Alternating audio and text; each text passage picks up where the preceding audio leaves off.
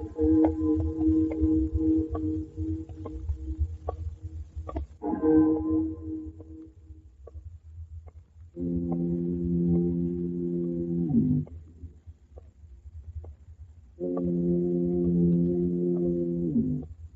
of the fog, out of the night, and into his American adventures comes Bulldog Drummond.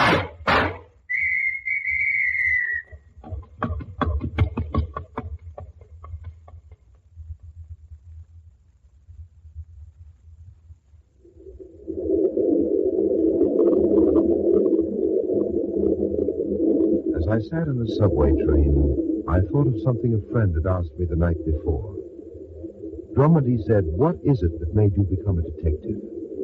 You're not in it for money, and more often than not, you place yourself in unnecessary jeopardy.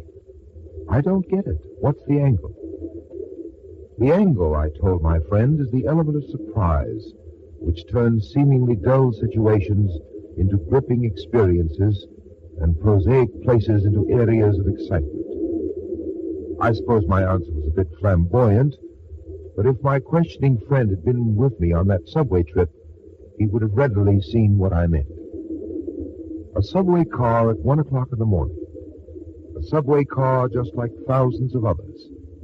This one empty, save for Denny, me, and the unkempt man who slouched in sleep across the aisle from us. Captain Drummond, just how far are you going to let this thing go? To the last stop this train makes, Denny. Heavens, sir, to the end of Brooklyn? If necessary. But as I said, sir, it could only be a practical joke. It could be. And more than likely is. It has all the elements of one. Just examine it. You get a midnight call from a strange man. He says his name is John Smith. Yes, but don't forget he said it wasn't his name. He just uses John Smith. No. Yes, I know, because he can't remember who he really is. That often happens, amnesia. But what about that nonsense of his life being threatened by Jin Soo? Tin Soo, Denny. Tin Soo. Tin Soo, Jin Soo. What's the difference, sir? You tell me what or who Tin Soo is. I don't know. I told you he hung up when I asked him. Of course he did, because it's part of the game. A strange man telephones, tells you his life is in danger, and asks you to get on the first train that pulls out of the 96th Street subway station after 12:35. He says that he will contact you with the stone. The green stone. All right, the green stone. You fall for the hoax, and here we are in the middle of the night riding out the flat bush. Now, really... Denny, hold it a moment. Yes? That man who was sitting across the aisle, he's going into the other car. What about him?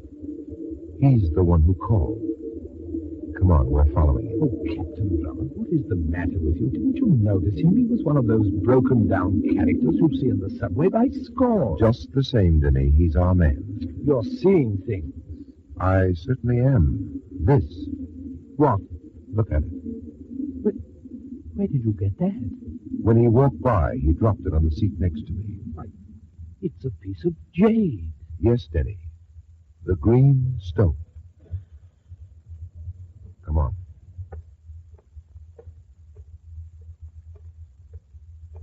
You dropped this. That? Why, you must be mistaken. No, I'm quite sure you did, Mr. Smith. Oh, then you are Captain Drummond. I am. I have to be positive. You gentlemen will save my life? You won't let them kill me? Just who wants to kill you, Mr. Smith? Smith, that's not my name, you know. It's not it at all.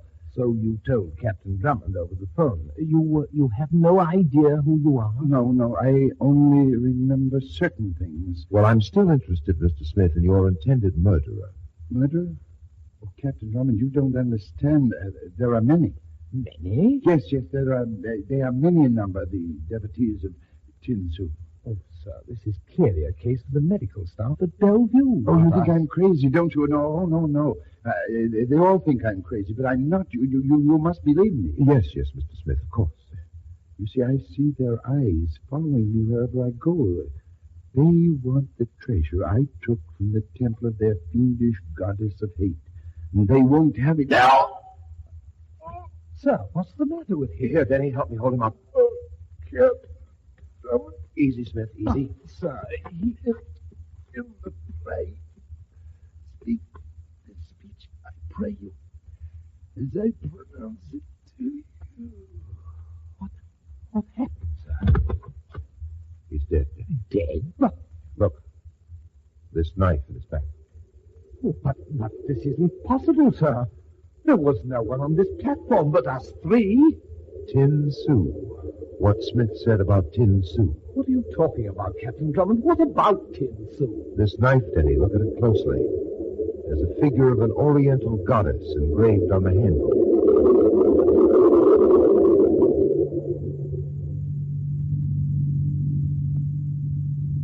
I called homicide, and while Denny waited for the police, I set out to find the murderer of the man who called himself John Smith.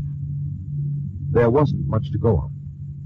There were no identifying papers in his pocket, just 68 cents in change and a circular brass tag which had on it the number 7 and the name Croft Hotel. I checked the phone directory and found that there was a Croft Hotel on the Bowery. $50, bud. Cash in advance. Hey, what? Take the sack in the second row down at the end. Hey, what are you trying to pull? This ain't no 4-bit piece. Yes, I know. I believe it's one of your article check tags. Yeah, but don't get you no flop here. Where'd you get this tag? From John Smith. Smith gave you this? In a fashion. Now, suppose you let me see what Mr. Smith checked. Just like that, huh? Oh, you don't have to accommodate me. I can call Inspector Kelly down from police headquarters. Look, fella, we don't want no trouble around here. We run a respectable joint. We don't want no cops crawling around. Might give us a bad name with our patrons. Sure, I'll show you what Smith checked. Number 7, right away. Yeah. Here you are, mister. Just this envelope, is that all? That's all, mister. We don't pull no fast ones on the checks. Right. There's only a photo in there. That's a funny thing to check a photo. Crazy. Yeah, but that Smith character is a crazy character at that. A real Lulu. You know him good, mister? Only briefly. Do you recognize this photograph? Let me see. Yeah, it looks like Smith, only looks a lot cleaner. That's Smith, all right. Did he talk much about himself? Talk.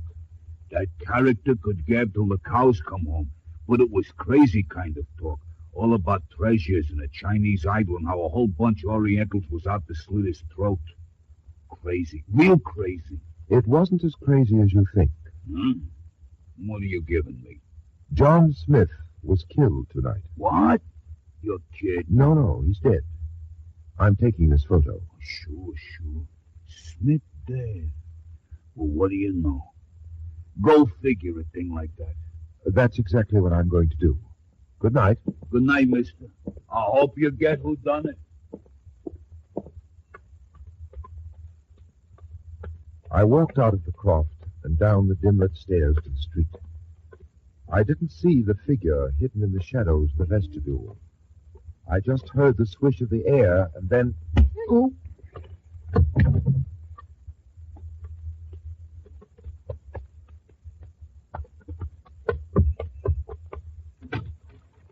Okay, I got the photo. Let's go.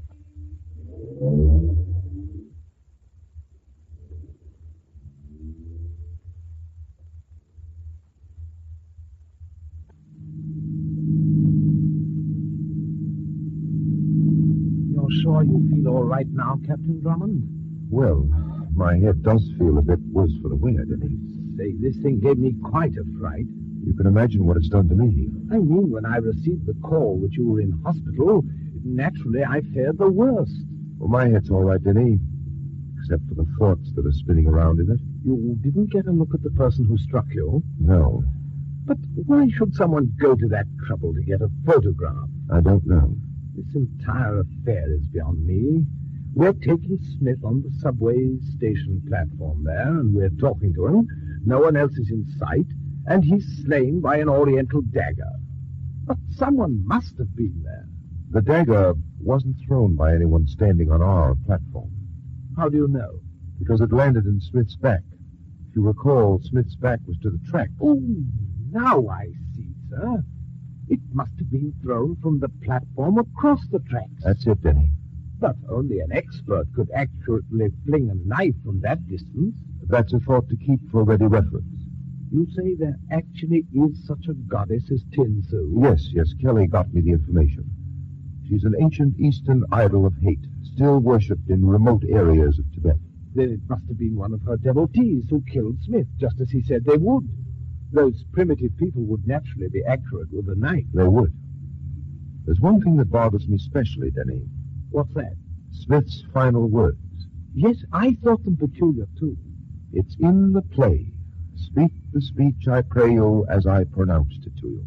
You know, sir, I've heard that someplace before, but I just can't remember. It continues with, as I pronounced it to you, trippingly on the tongue. But if you mouth it, yes, now I remember, sir.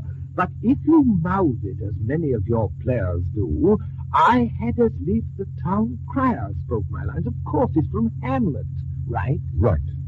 A dying man recites lines from Hamlet. Perhaps it's a clue. But to what? Oh, this is the first occasion, Captain Drummond, that William Shakespeare ever served us in a murder case. An Oriental goddess and William Shakespeare. Denny, what time is it? 9:15, sir. The studio must be open by now. Studio? What studio are you talking about? Peterson's camera studio. Take your next right, Denny. It's on the corner of 5th and 49th. Oh, I say, what are we going to do there?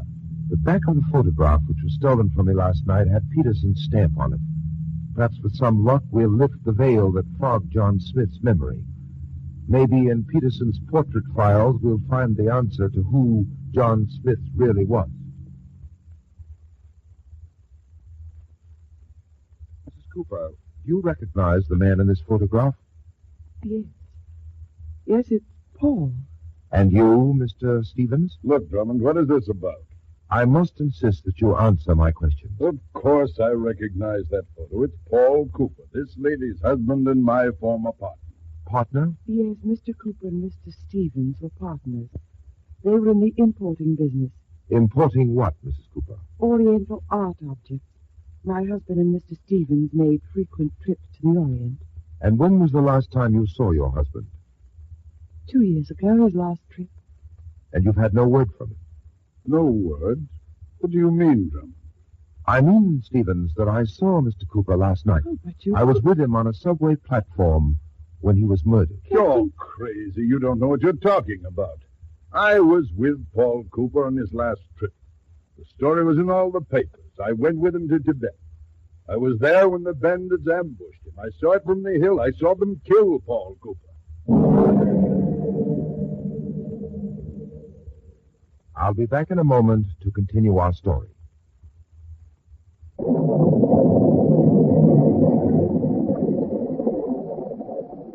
According to verified reports, Paul Cooper had been murdered 2 years ago while seeking rare art objects on a trip into Tibet. Then if Paul Cooper was dead, who was the twin corpse in the morgue? Captain Drummond, must I do this? Couldn't... It's necessary routine, Mrs. Cooper. You will have to view the body. All right, Denny. Yes, sir. This way, Mrs. Cooper.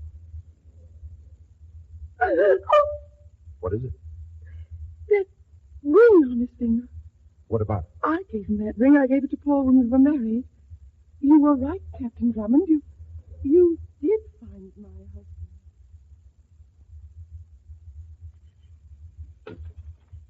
I received your message to meet you here, Denny. Yes, I did as you ordered.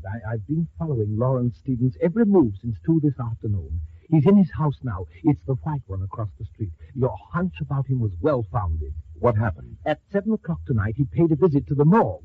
So, Mr. Stevens wanted to view the body of his late partner. I had the guard watch Stevens very closely. He did something rather peculiar. When he thought the guard's back was turned, he pulled the sheet down off the corpse's shoulders. I had an idea that Stevens would do just that. What? He had to prove something for himself. What do you mean, sir? Stevens went to the morgue to make sure that the corpse there was not the body of Paul Cooper. What? John Smith, Denny, was a stand-in for a dead man. He was hired to pose as Paul Cooper. He was acting the part of Cooper? Yes, Denny, acting is just the word. Well, sir, I admit the actor was a good double for Cooper, but it's another thing to fool a man's wife. Oh, I don't think Mrs. Cooper was fooled. She made a special point of identifying the ring on his hand. I had that ring removed. The flesh under the ring was the same color as the rest of the finger. Oh, now I see, sir. If that ring had been worn for years, the flesh underneath it would be of a different shade. You see it, Denny. And I see still more now. In all likelihood, Mrs. Cooper had an idea that Stevens had killed her husband. She's a female counterpart to Hamlet. She hired the actor to play her dead husband. That could be. Well, it's undoubtedly exactly that way. Except for the fact that the play was enacted last night, not for the suspected killer, but for us. But why was it done for us? What could be the reason? Hold it. What's the matter, sir?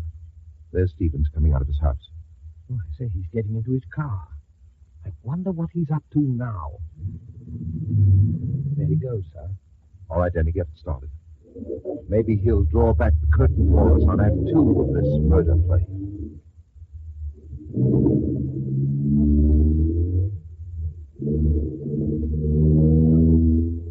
We followed Stevens' car. He was evidently in a hurry because he avoided the heavily trafficked thoroughfares. When we reached the lower end of Manhattan, we trailed him across town, and finally he came to a stop in a narrow, dim-lit street that led to the waterfront. Getting out of his car, sir. Yes, headed for the small hotel across the street. All right, Denny, after him. Find out who he's visiting. Right, sir.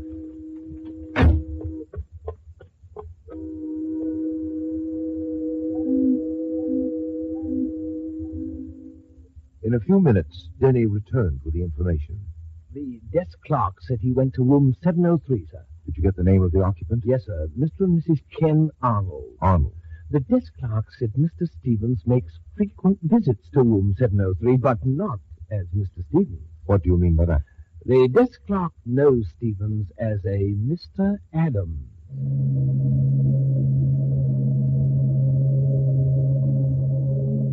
Evidently, Stevens was playing more than one game. Or perhaps it was just a different role in the same game. Time and waiting would prove which it was. So Denny and I sat in our car and waited again. It wasn't long before Stevens came out of the hotel, got into his car, and drove off. Now, sir, let's see what his next stop is. You're taking up his trail without me, Denny. Oh, but, sir, what are you... If anything further surprising turns up, call me in room 703. I'll be there talking to the Arnolds. Now go ahead before you lose Stevens' trail.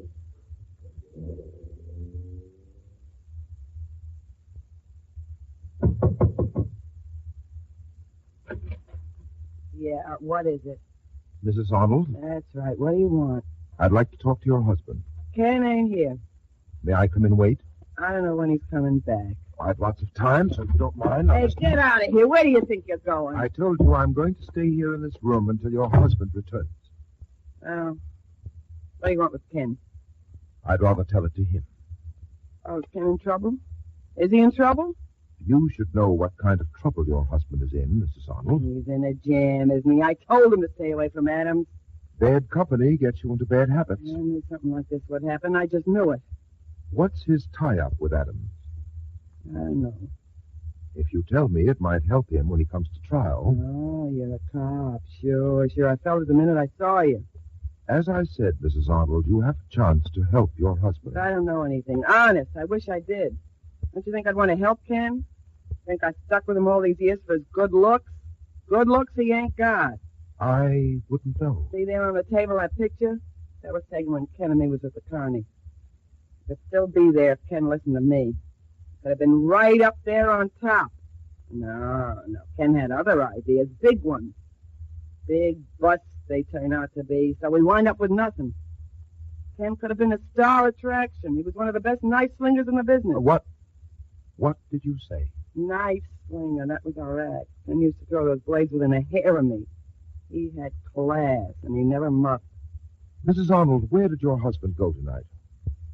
If you pick him up, he'll think that I told you before you have a chance to help him. Now, Mrs. Arnold, I'm telling you that for the last time. Well, all right. I guess it's better this way. Well? He's at the Landison Turkish Bath. He goes there a couple of nights a week. Landison Bath. Yeah, it's on 13th Street. Never mind, I'll get that. Hello? Denny, sir. Yes? I followed Stevens. He parked on 13th Street and then went into a place called Landison Turkish Bath. He hasn't come out yet. What do you suggest that I do?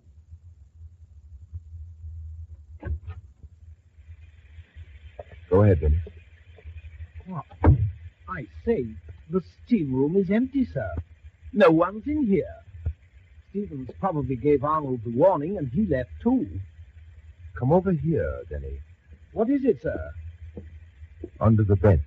Look. A body. And that dagger, sir, it's the same as the one that killed Smith. Help me turn him over. This is some more of that knife thrower Arnold's handiwork. No, Denny, it's impossible for a man to stab himself in the back. What? This corpse is Ken Arnold. Come on. We're going to try to pick up Stevens' trail. Denny, What's wrong, sir? this door. We're locked in here. Try it again, sir. Wait a moment. Listen. The steam pressure's being increased. Help! Help! Get us out of here! Help! We're locked in! No, it's no use, Denny. That door's made of steel plate. No one will hear. The steam is getting stronger. We'll be burned alive in here. We haven't got a chance.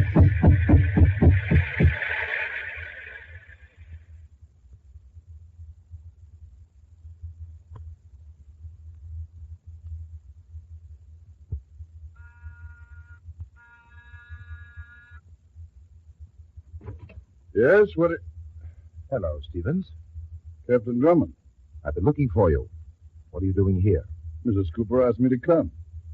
Frankly, Stevens, you surprise me. What are you talking about? You're surprised at seeing me when you opened the door, seeing me alive. Alive? What do you... Mrs. Cooper, Oh, you, Captain Drummond. Won't you come in? I have every intention of doing so. Oh, why, what do you mean by that? You'll soon find out, both of you. Look, Drummond, I don't know what you have in your mind. I still have murder on my mind, Stevens. One additional corpse and the attempted murder of Denny and me. It's a good thing I'd phoned a police inspector to meet me at the Landison Baths. Otherwise, I wouldn't be here to tell you what's on my mind. Denny wasn't quite so lucky. He's in a hospital in fairly critical condition. You almost succeeded, didn't you, Stevens? What? I have to eliminate Mrs. Cooper completely from this escapade, considering the fact that it took place in a men's Turkish bath. I don't understand, Captain Drummond. I thought by this time Stevens would have filled you in on all the details. What details? First, the stabbing of Ken Arnold. Arnold? Arnold's dead? Suppose we three go downtown and we'll let the police take it from there. No one's going anyplace. Paul! Helen, it's Paul! Get over there with Drummond, Stevens. It can't be. He's dead. I killed him 2 years ago. You thought you did, Stephen. Don't move, Drummond. Oh, I wouldn't think of it, Cooper. I have a very healthy respect for a .38. I believe that's the caliber. Yes, a .38 with 6 bullets. 3 for you and 3 for Stevens. Simple division. Here, Paul? You crazy? Go around back and get the car out of the garage. All right, Paul. I waited a long time for this, Stevens. But it's going to be worth it, every minute of my waiting. Stevens seems to be too stunned to answer, Cooper. Sure. Stunned, speechless. Seeing a ghost does that to you. Well, seeing the same ghost appear twice is, you must admit, a very trying experience. You seem to know quite a bit about it, Drummond. 2 years ago, when you and Stevens made that trip to Tibet, he killed you. At least, he left you for dead, and then gave the story about the bandit raid. You're doing well. Evidently, it took a long time until your health returned. 16 months. And then you returned to America under a different name. You contacted your wife and devised your revenge scheme. You were going to make Stevens suffer for what he did to you, even if you had to force him to kill you all over again. That's why you found someone who could pass as your twin. Carter was a ham. Only adequate. You had this man you called Carter phone me and attract my interest. Carter didn't know he was being served up as a sacrifice for your vengeance. What do you think? In the meantime, you in some way hinted to Stevens you were alive. The way was a phone call. I had Arnold handle that. Thank you. That makes it much easier for me. And quicker, too. Running behind my schedule. You arranged it so that Stevens would hire Arnold to kill you, or rather your stand-in. Everything was set perfectly. I'd be on hand for the murder. And to make it look legitimate, you put obstacles in the way of my tracking down the killer, who, according to your scheme, was to be Stevens. A good scheme, don't you think? Much too elaborate. Shall I finish? Certainly. You found out that I was getting too close for comfort. So you saw a chance to tie all the loose ends together. You were in the baths when I found Arnold after you killed him. You were the one who locked Denny and me in the steam room. It didn't work. You know what they say, Drummond. If at first you don't succeed... I know what they say, Cooper. But it doesn't look as if you're going to have a chance to try again. Is he, Denny? No more chances for you, Cooper. What? Don't turn around. Drop that gun. Drop it or I'll fire right into the back of your head. With extreme pleasure, I might add. Denny, it looks as if the state is going to have the pleasure of disposing of the gentleman. Inspector Kelly has Mrs. Cooper in hand, sir. Good. Oh, by the way, Cooper, you'll forgive me for lying about Denny's condition. You see, I had an idea I might need him for an emergency such as this. He was no more broiled in that steam bath than I was. And talking about heat treatments, you may look forward to one in the near future. The shocking kind.